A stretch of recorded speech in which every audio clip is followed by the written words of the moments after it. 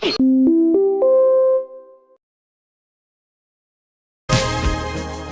morning, ladies and gentlemen. You're listening to Right Side Up. My name is Mike Taglavia. I am flying solo again today.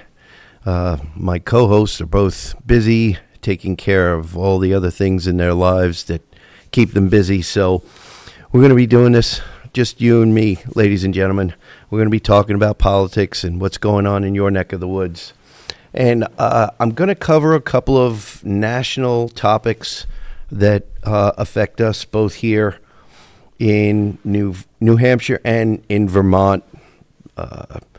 Whether we like to ignore it or not, whether we like to admit it or not, what happens nationally is going to be affecting us at the local and state level. So I want to get into this right away. This is from our friends at Granite Rock, Steve McDonald. This is dated June 2, 2025. Unanimous SCOTUS decision darkens climate cult's door.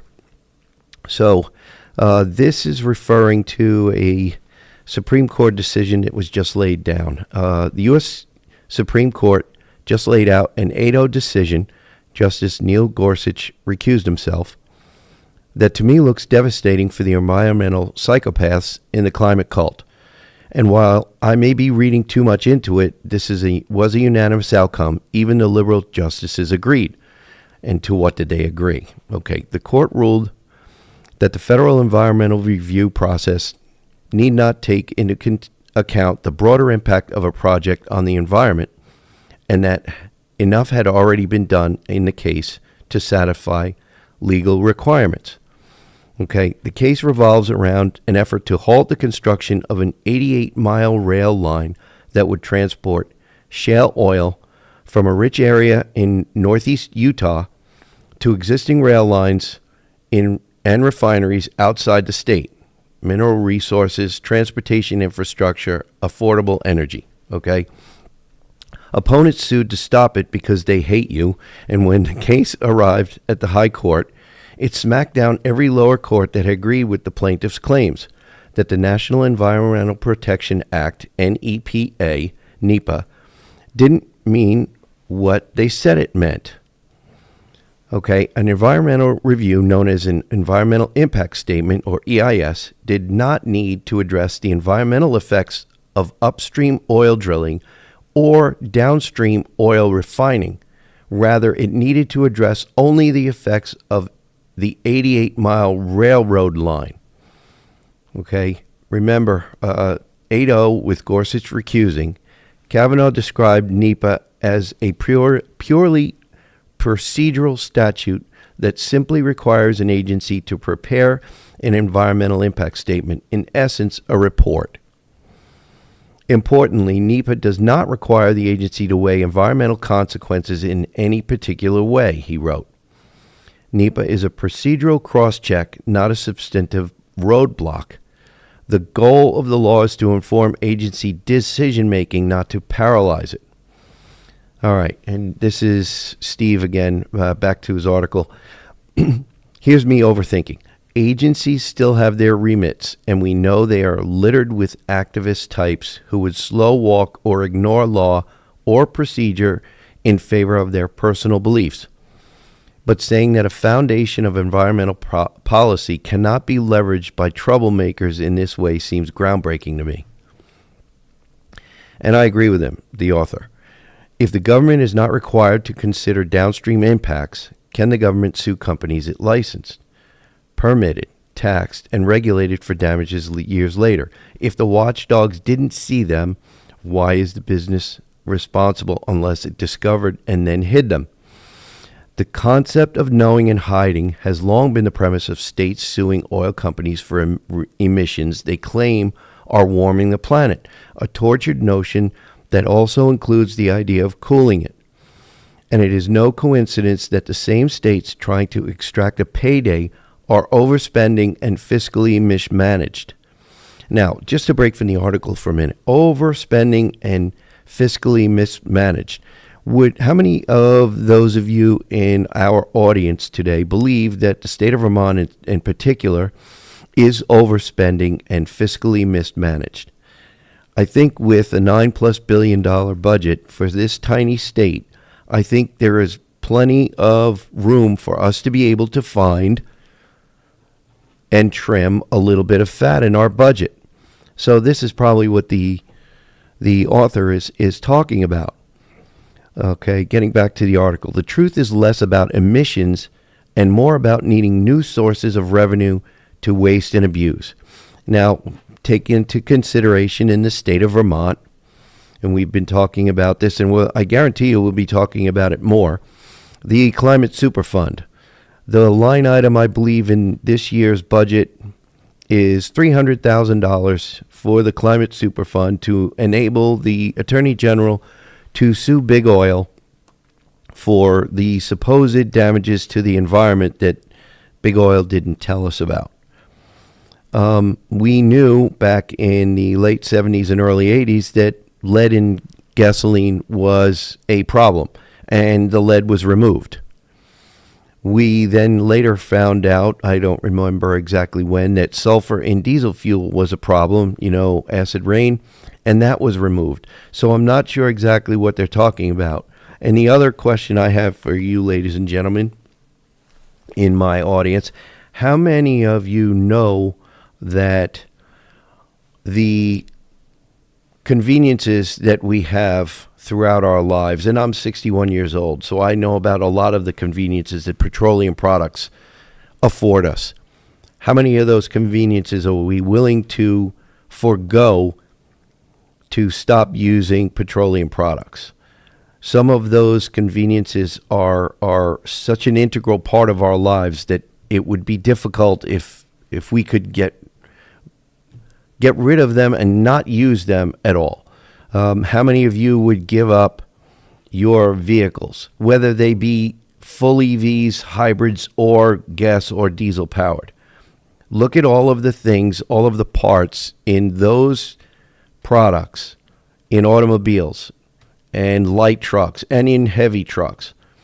All of the parts that rely on petroleum products, all the parts, the interiors, the foam seats, all of the plastic parts that we have gotten so used to having. Even if we were to return to real leather seats in our vehicles and only steel parts, because so many of the interior parts of our vehicles used to be, there was a time when they were all metal, not just on the outside, but on the inside. So it's a matter of what we are actually able to give up. There is so much in our petroleum-based economy that we have that we don't even think about that relies on petroleum products. How many of you ladies out there use makeup? How much of your cosmetics, how much of those use petroleum products? How much of the pharmaceuticals that we have come to rely on to relieve our pain or to make our illnesses go away, how much of those rely on petroleum products? So just food for thought, because this Climate Superfund is going to wind up costing the state, and there will be no benefit, in my personal opinion.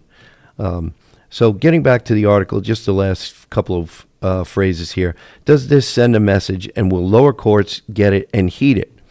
I'm not convinced of either, not yet, but given the 8-0 decision, it looks and sounds like a huge step in the right direction. And I agree with the author. Like I said, we have, whether we like to believe it or not, we have a petroleum-based economy. We have so many things in our lives that without the use of oil or any petroleum-based products, whether they be, wood pellets, if you burn wood pellets in your home to heat, what part of the petroleum-based economy do you still avail yourselves of? If those wood pellets are made with any sort of wax to help press and form the pellets, is the wax paraffin-based? Are there other additives in there to keep the pellets together so that when you pour them into your stove, they can provide you heat? Was the truck that delivered your pellets, was it powered by a petroleum-based product? Did it come rolling on tires that had some sort of benefit of petroleum products? So there's so many things. How many of you have gone to the hospital in any part of your lives? Did you ever donate or have you ever been the recipient of blood or blood products? The plastic bags, I'm assuming they're all sterile plastic bags, but they're plastic nonetheless, that you either donate blood into or you receive transfusion or blood parts or products from, are petroleum based, and the tubing that provides the blood.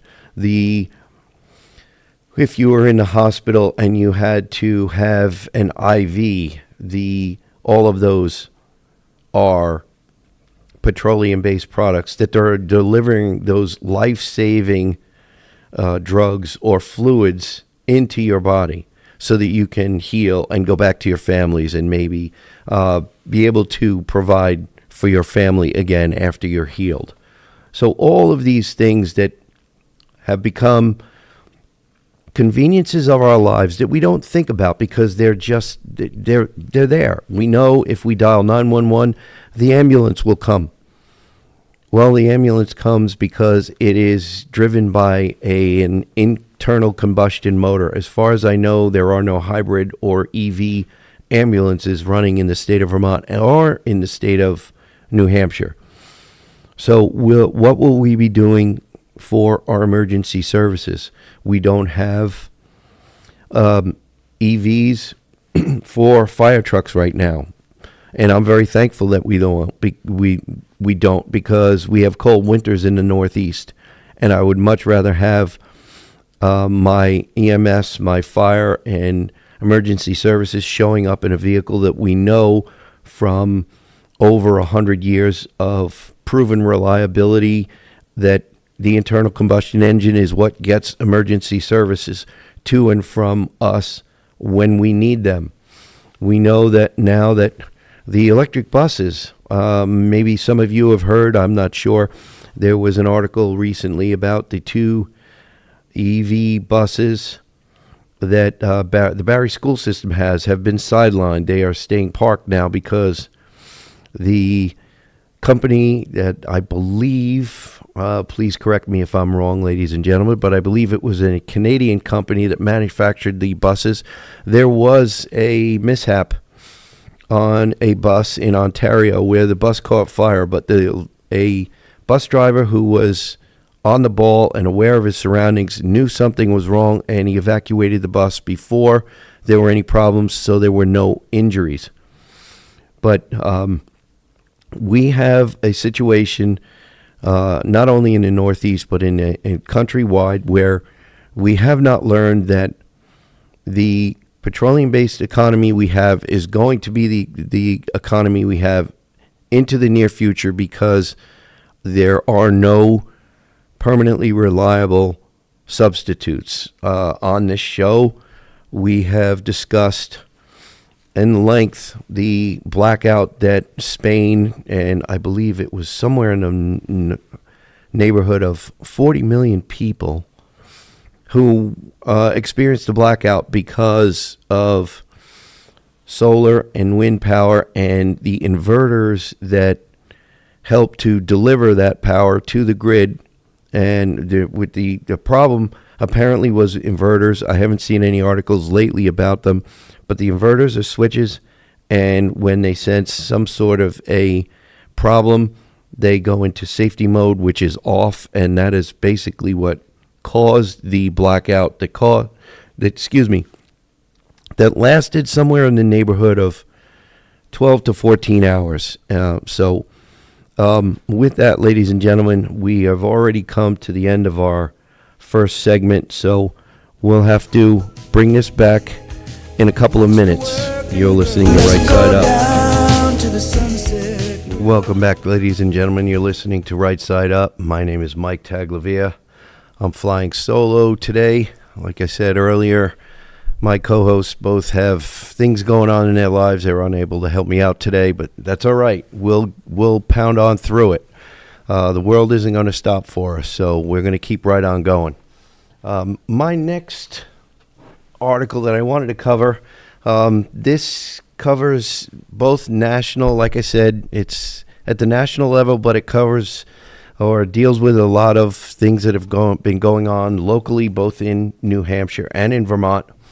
So when this caught my eye, I figured we needed to cover it. Going back to Granite Rock again, Steve McDonald. Fifth Circuit kicks the left's book ban narrative to the curb. I was interested to read this one. It says, let's see, you can buy it in a bookstore, you can order it online, and have it delivered the next day. You can even get a digital copy right now if, however, a taxpayer or a parent believes the content of a book is age inappropriate and ought not be included in a library collection accessible to children. That's book banning. The Fifth Circuit Court of Appeals disagrees. It's not only not a book ban, it doesn't violate the First Amendment either. Okay, the First Amendment can't be invoked to challenge a library's decision about which books to buy, which books to keep, or which books to remove, the court held. The government isn't preventing you from accessing the content. If you want the book, go get it. As I've pointed out repeatedly, the majority of published titles throughout human history are not available at the library, and those are not considered banned. Take offense at sexually implicit or explicit content directed at children, and you're a book banner. So, it is one thing to tell the government it cannot stop you from receiving a book, the court said. The First Amendment protects your right to do that. It is another thing for you to tell the government which books it must keep in the library. The First Amendment does not give you the right to demand that. The Constitution enshrines negative liberties, freedom from, not freedom to, he writes.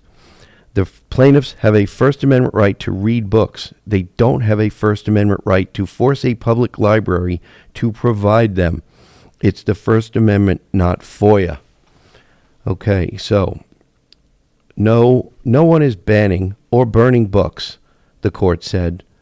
All Llano County has done here is what libraries have been doing for 2 centuries, decide which books they want in their collections. That is what it means to be a library, to make judgments about which books are worth reading and which are not, which ideas belong on the shelves and which do not. Okay, I doubt they have 2 among the lot of them, but what would explain why the Dems are spending $20 million to learn how to talk to men? I'm not kidding. And this is still Steve talking in his article. These guys are going to spend $20 million trying to convince men to rejoin a party whose unofficial anthem is Lola. Girls will be boys and boys will be girls. It's a mixed up, muddled up, shook up world. But don't be shocked. This is, after all, the same party that last fall praised Governor Jazz Hands for his stereotypically masculine traits. So we've got all kinds of things going on with this political environment. But that's one of the reasons why I really enjoy reading Steve's articles, because he peppers them with the sarcasm that is so rightly deserved by whoever the subject of his article. The Democrats here, again, getting back to the article, the Democrats have guys like Walz, who is maybe one handful of confetti away from Rip Taylor. Republicans, their top guy's third wife is also his second supermodel. How are you going to compete for the male vote like that? You just can't make this up. But anyway, by calling them book banners, We hope you use this ammo accordingly in all the fashionable social spaces where the book ban narrative might raise its angry little left-wing face. After which you should ask, why are you obsessed with children and sex? So I'm glad that I came across this article by Steve. This situation has come up numerous times. Ladies and gentlemen, if you have been paying attention, I know, it's probably almost a year ago now, we covered the so-called tour that the former Lieutenant Governor of Vermont went on, talking about so-called banned books, which were not banned at all. They were just deemed, or should have been deemed by everyone, inappropriate for certain school-age children. So I really thought this needed to be covered on our show. We had a situation at the State House up in Montpelier where basically, I guess it's the best way to describe it was a woman by the name of Rachel, McGinnis. Her first name slips my mind right now. Anyway, Ms. McGinnis had a presentation set up talking about detransitioning and the transitioning and detransitioning in schools. And she was going to make a presentation via YouTube of a woman who went through the transitioning process as a 12-year-old. She began it as a 12-year-old and then decided to detrans when she got older. The problem was the drugs, the pharmaceuticals that she was offered and took while she was a child, while she was underage, not at the age of accountability where she should have been able to get these and take these drugs. And she also had top surgery, which is she had a double mastectomy to remove her breasts. Well, when she got a little bit older and her brain matured a little bit, and if you don't understand what I'm talking about, there was debate on the House floor in Montpelier one day regarding another issue, and brain science was brought up. So I wanted to bring up the brain science here. Brain science meaning that children's brains and people's brains, young people's brains, are not developed until age 24 for young women, I believe is what they said, and age 26 for young men. So we have this brain science theory that is actually pushed by the left, where in the case that was being debated on the floor was a bill dubbed the Raise the Age bill, which had to do with charging 19-year-old criminal offenders as juveniles. And the idea or the argument was that if you follow the brain science, then they should not be charged because their brains are not developed.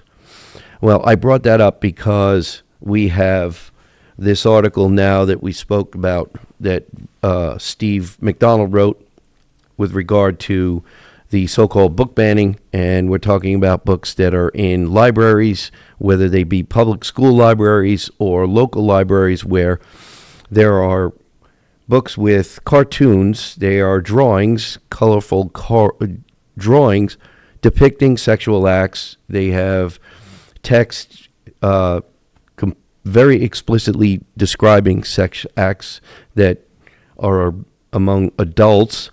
And the brain science argument is what I will use with regard to not encouraging or forcing upon or leading a child to believe that it is a good idea.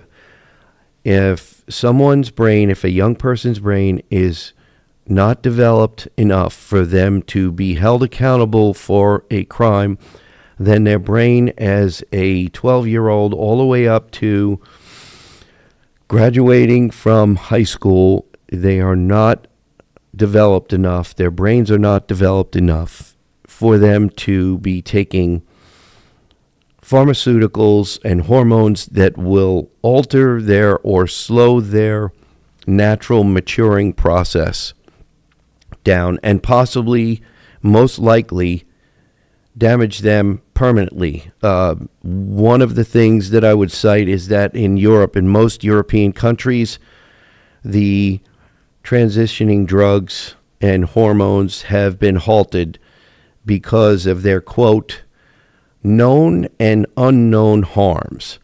So if they can do it in Europe, then we should be doing it here, because Europe began this journey down the transition rabbit hole a long time before the United States did, and they learned, I guess, quicker than the United States did, that this was not a good idea for our young people, so they halted it.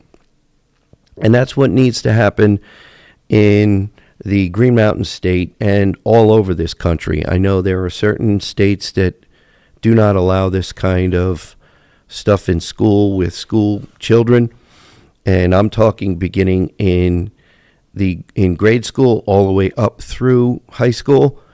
So this is something that we need to be catching up with some of the states that have already decided this is a bad idea, and get back to basics with regard to our school children and teaching reading, writing, history, physics, chemistry, real biology, so that our students, when they get to graduation, they are prepared either for a trade or truly prepared for college. Because in numerous conversations over the past weeks and months, I've talked to people who have brought up to me what I've already known, is that, and many of you in my audience already know, that there are people accepted to college, and the first half year of their college experience is taking remedial classes to get them up to college level, because they have not been prepared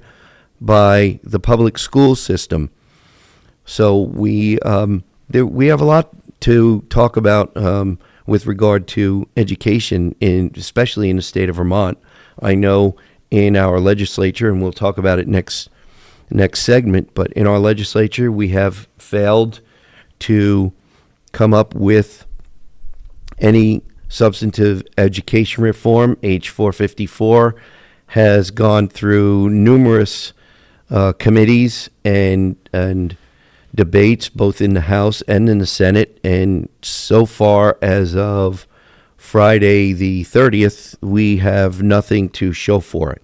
So there is a conference committee that will be meeting still, and the hope is that come June 16th, when we convene again as a body in the House and the Senate, that we will actually be able to come up with something. But this is one of those things that we as taxpayers, I believe, we should be a little bit concerned, more than concerned, that since January 8th, from January 8th through May 30th, knowing full well what the results of the November election was, that we were unable to come up with a education proposal that does a number of things. Number one, it should be improving the outcomes for our students. And I say improving for two reasons. Number one, improving the education and the scores and the testing and the knowledge that our students have when they leave,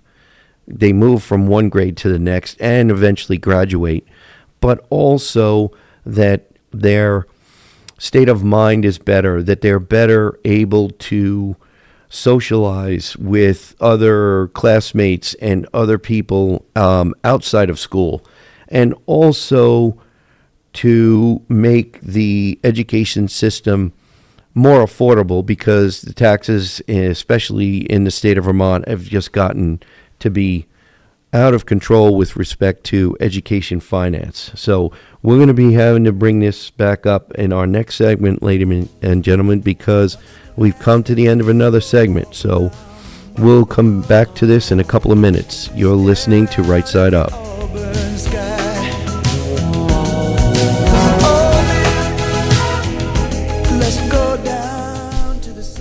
Welcome back, ladies and gentlemen. You're listening to Right Side Up. My name is Mike Taglavia.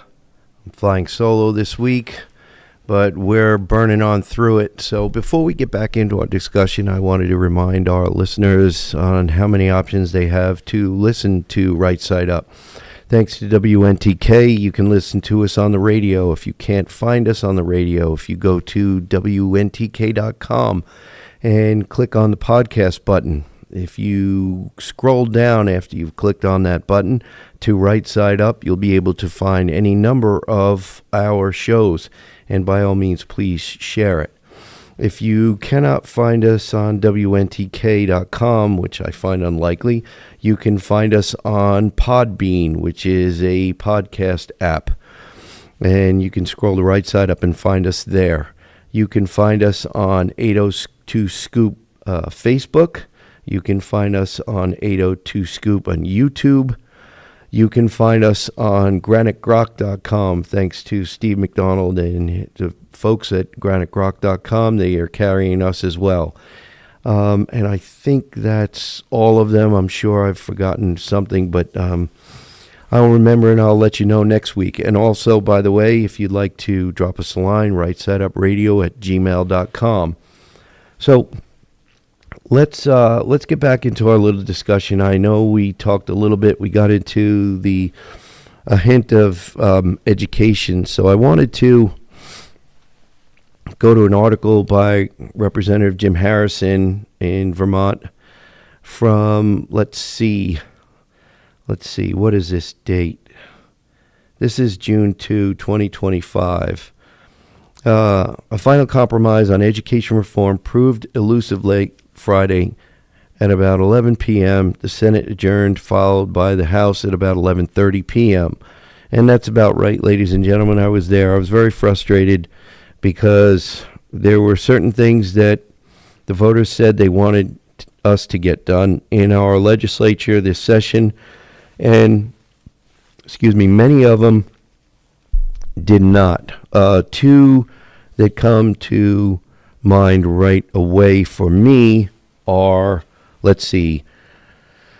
there's a public safety issue that came up with the election this past November, and for the most part, public safety was not addressed this whole session. We nibbled around the edges for a lot of things, but the main issue of accountability and no cash bail was really not addressed this session, which is a disappointment. Let's see.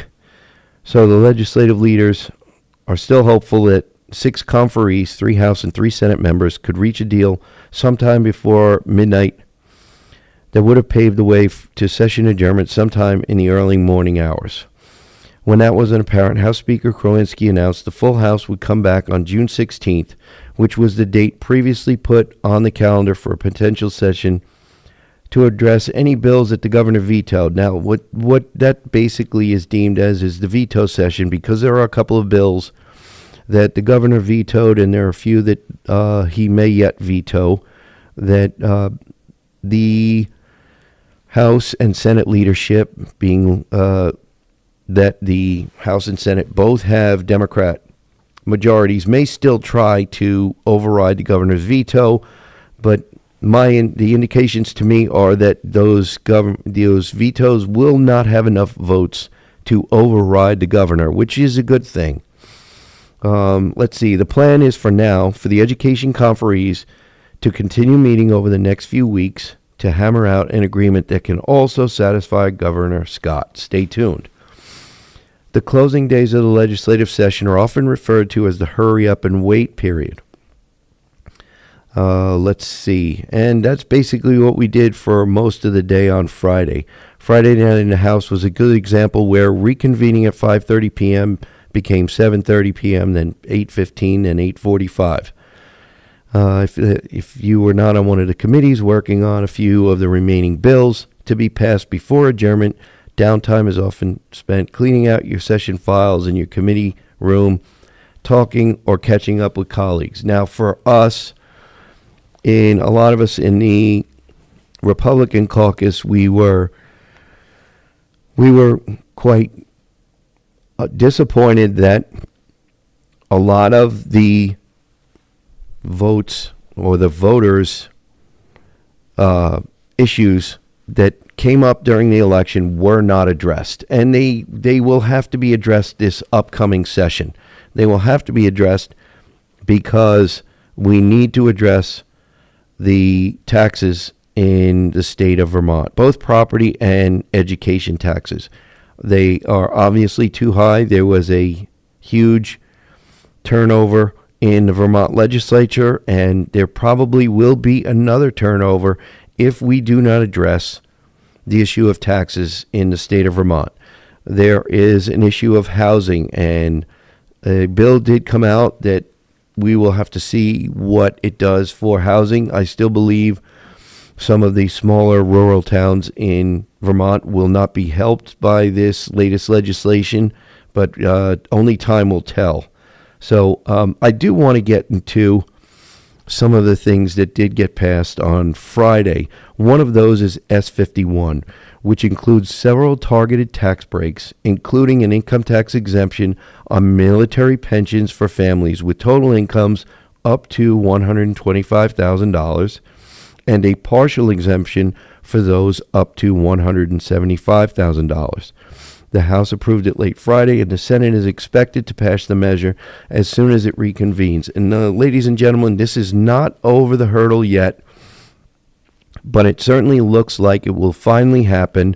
I have the pleasure of being acquainted with one of the bill sponsors who has been trying to get this across the finish line for somewhere around 19 years. So hopefully this will finally be the session when this gets passed out of the Senate and finally signed by the governor. There were other issues of interest this past week. A significant housing initiative, like I talked about earlier, with a financing tool to help with the necessary infrastructure for new developments passed by both chambers and is expected to be signed into law by the governor. That would be S127, ladies and gentlemen, just in case you wanted to look it up. A new healthcare bill is approved to include S126, which gives the Green Mountain Care Board additional authority to control hospital budgets and pricing, and H266, which puts a cap on how much hospitals can charge for prescriptions beginning next January. H266 is expected to help Blue Cross, lower their proposed rate request. While the legislature never took up a repeal of the clean heat standard, the Public Utilities Commission issues a statement indicating that because the legislature never approved the rules to fully implement the law, it will not move forward with the potentially costly program. Now, ladies and gentlemen, I'm hoping this is dead, but I really believe next session, this clean heat standard should be taken up and it should be repealed so that all of the statute can be removed so that it cannot be later implemented with another legislature. Legislation that contains several miscellaneous changes to Vermont's cannabis statutes was approved, but not before a provision that would have allowed new permits for cannabis, quote-unquote, farmers markets was removed from the bill. Now, I want to break from the article for a minute, and I want to ask, ladies and gentlemen, of all of the things that are going on in the state of Vermont, is this really one of the top items on your list? I hope for you it's not. For me, it's not. But the idea that this bill almost passed with a quote-unquote possibility of farmers markets for cannabis is kind of a scary thought for me. We have in this state the legalized cannabis and cannabis gummies and all kinds of candies and stuff like that. And the thing that worries me is we have such high levels of potency for the THC, the active ingredient in the cannabis, that it's going to rear its ugly head in the form of a huge problem for us in the future. we need, if we keep saying on the one hand that we have a drug addiction problem in the state, why are we continuing to allow this nonsense with cannabis and cannabis type gummies and candies and things like that? It's just in this type of political environment where we have taxation, public safety. We have in our transportation bill where somewhere between 100 and 150 miles of roadways will be repaved this year, when normally to keep up on a 10-year cycle, we need to be doing 300 miles a year. That is going to start catching up to us very soon. And God forbid we have another summer where we have some floods and there are more roads that need to be redone. That's going to take a serious bite out of our budget as well. Let's see. This one was a pretty good one, I think. The House and Senate agreed to expand the list of prohibited products containing PFAS, a potential cancer-causing chemical. There are a lot of states now working to ban PFAS, and Vermont is one of the leaders. And we didn't want to, as a body, go and handicap the state economically, but we did institute some laws that will help to eliminate the products containing PFAS, and over time, in very short time, we will be able to say that we have no products containing PFAS in them. It will be probably not until, I believe the date was 2032, but we are well on our way. What's next here? S69, better known as the Kids Code bill, was approved. It is intended to force social media businesses to adjust their design codes for those under 18. That, I believe, in the premise of it is good. I'm not 100% on board with everything in S69. I believe when if we as a society, not just in Vermont, but countrywide, if we get back to the family and church and get closer to our country as it was founded, with God and religion as the center, and the idea of morality and integrity and the like, then I believe S69 is really moot and is not necessary. But that's just my personal opinion. A tradition to regional governance of the hotel and shelter program for the homeless was approved. However, it is unclear whether the governor will sign or veto the bill because he has concerns it may cost more than the current hotel voucher program. So the hotel motel program has cost us somewhere in the neighborhood of almost $500 million.